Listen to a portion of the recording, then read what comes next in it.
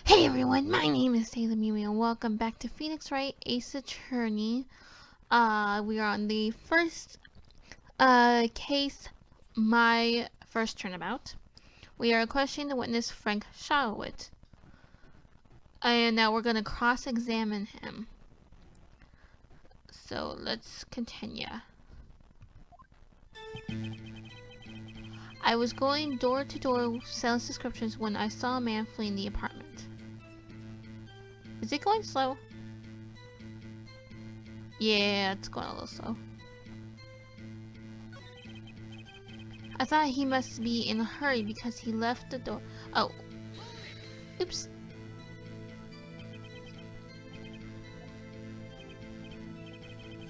Oops, okay, ignore that for a moment. Hold on. Okay. Let's try that again. Hold on. Okay, there we go. Now it's not running so slow. Okay. So basically what we're going to do now is we can press him or present evidence. First, let's press all of his statements. They will introduce this little concept until the next case, but we can't do it here. Okay, so I was going door to door selling subscriptions when I saw a man fleeing. Okay, so we're gonna press him. Wrong thing.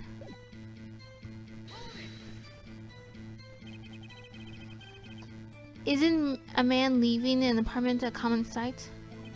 I found it odd you would take notice of him. I don't know, he just seemed strange to me, that's all. Like he was mad and yet frightened at the same time. What a liar. Just like a criminal fleeing the scene of a crime. The defense requests that the witness refrain from contradiction. Conjure. I feel like I'm saying that wrong. Conjuring. No. Of course. What the witness means is that the man he saw looked suspicious. So what happened next? I thought he must be in a hurry because he left the door half open behind him. Oops. Half open, you say? You guys can still hear me, right? I just made sure. Yes. The door was halfway, yes. I watched for a moment, but no one came to close the door. That's odd in a big city like this, I thought. I see. And what happened next? Thinking it strange, I looked inside the apartment. What gave you the idea to do that? Well, the door was half open, you see. Isn't it only human to want to peek? Pervert. We climb mountains because they are there. It's the same thing. Not really. True, words have never been spoken. Anyone would look inside. Why did Payne cut him off so quickly? So you looked into the apartment. What happened then? Then I saw her laying there, a woman, not moving, dead.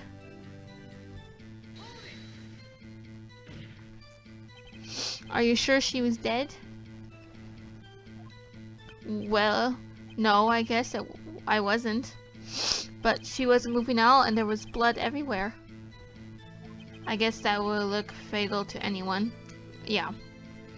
Very well, what happened next? I quarreled and frightened, found myself unable to go inside.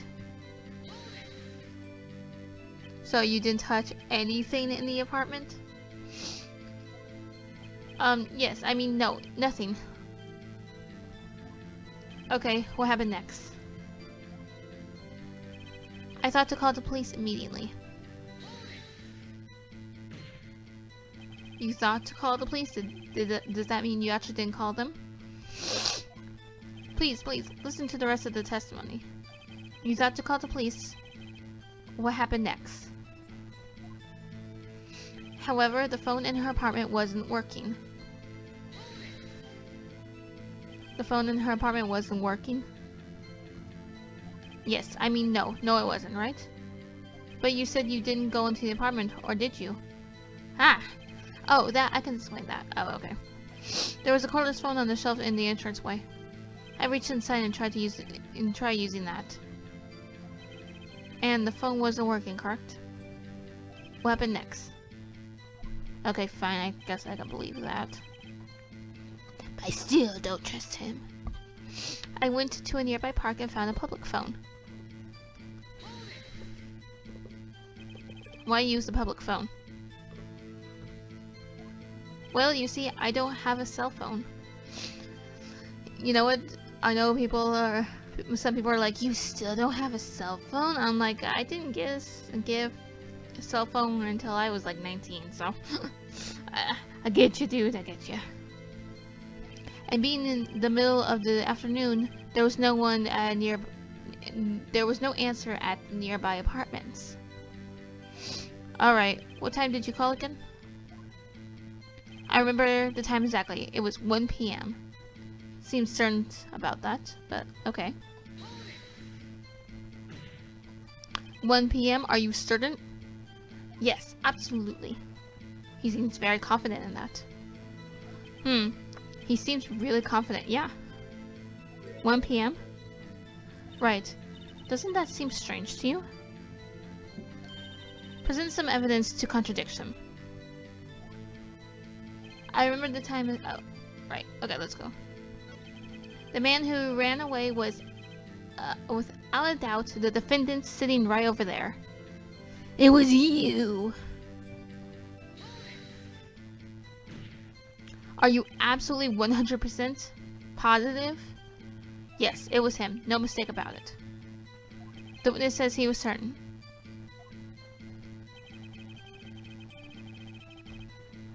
That's all of it. There must be a contradiction in there somewhere.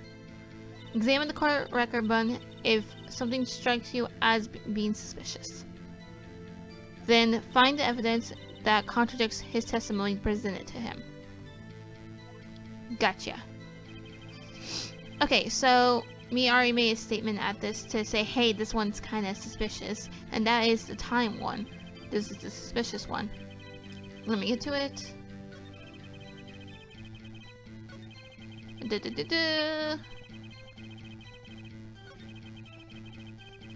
Okay, 1 o'clock. Okay, this is the one that sounds suspicious. Let me move to the bottom screen.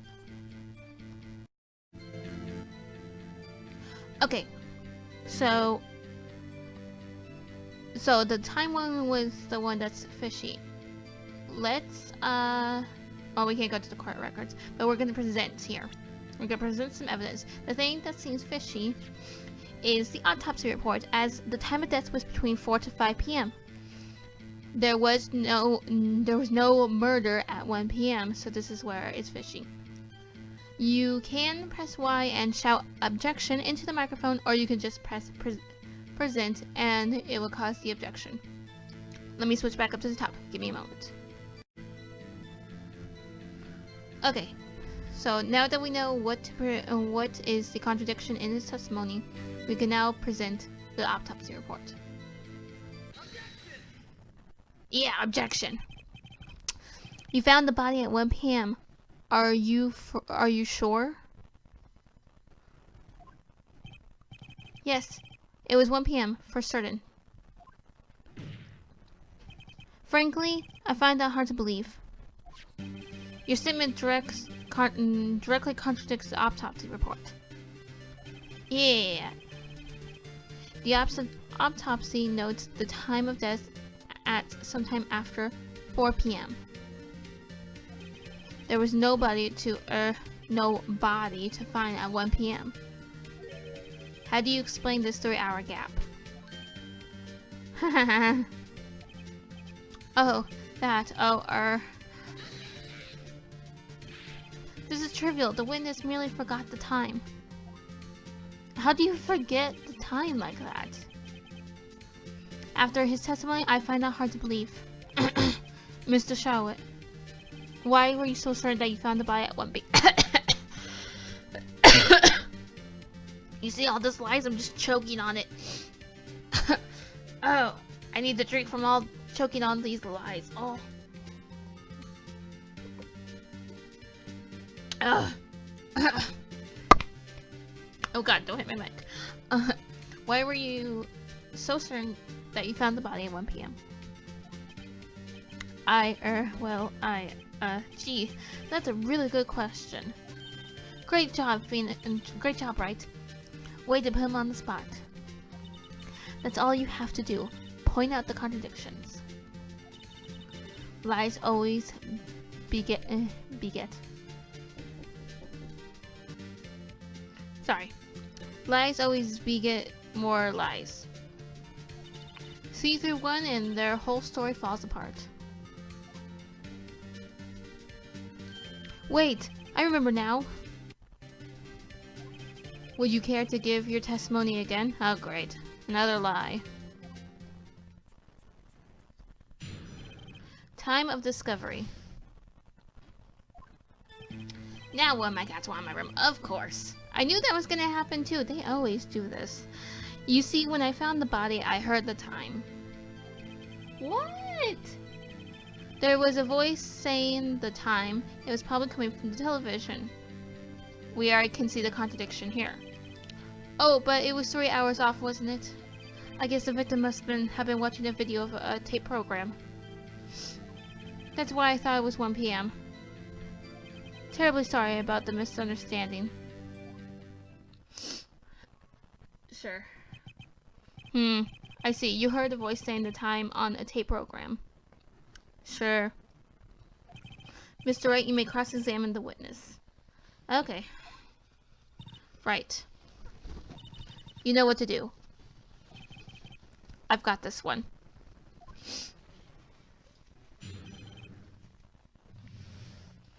Okay.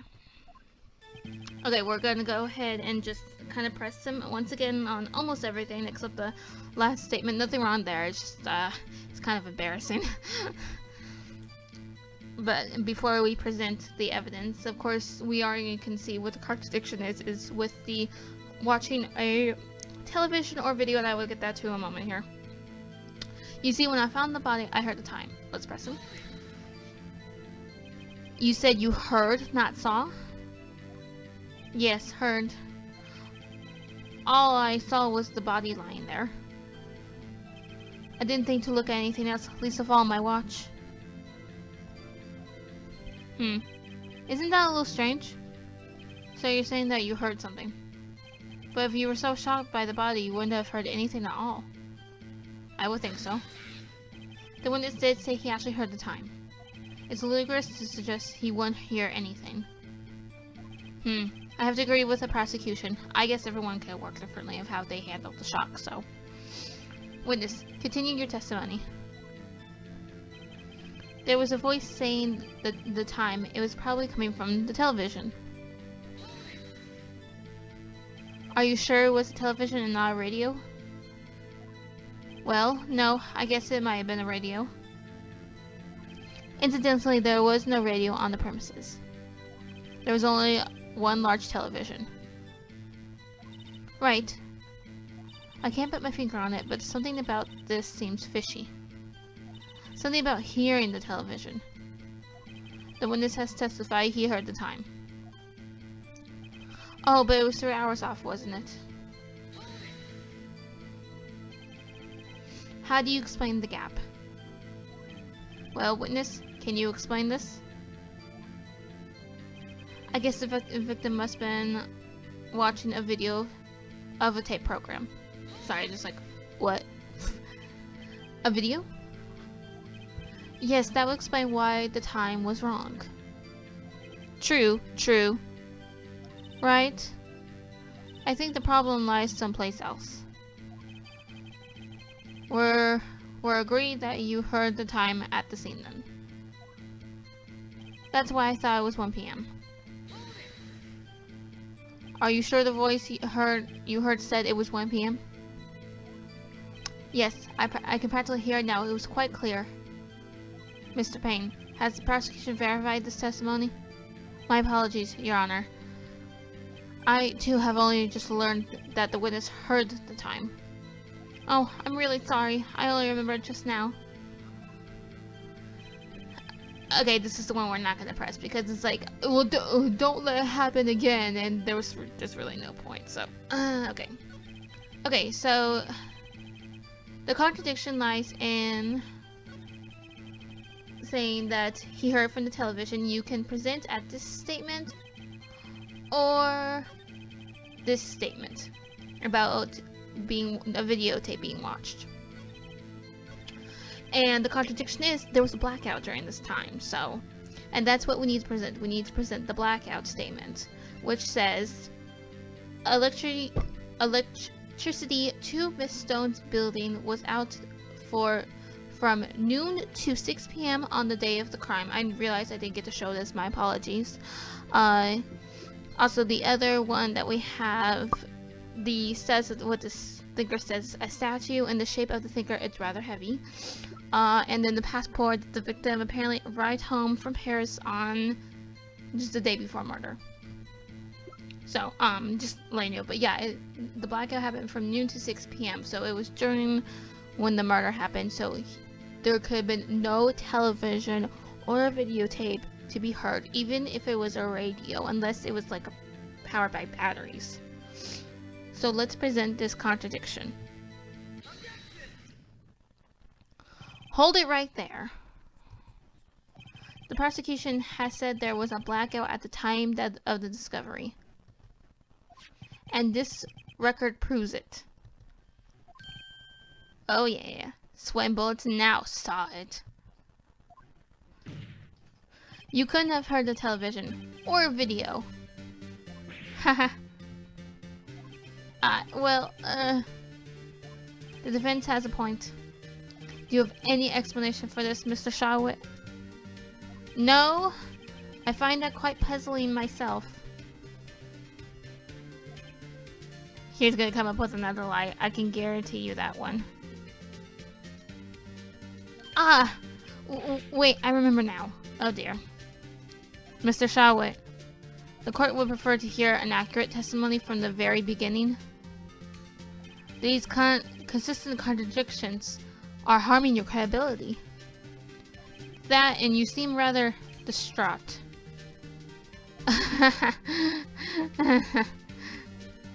My apologies, Your Honor. It must have been the shock of finding the body. Very well, Mr. Shawit. Let's hear your testimony once more, please. Hearing the time. Okay, hold on. I am going to check how long I've been recording and see if I'm going to stop now. Okay.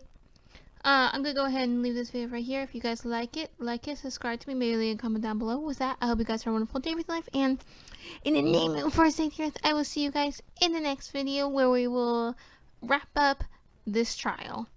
Bye-bye.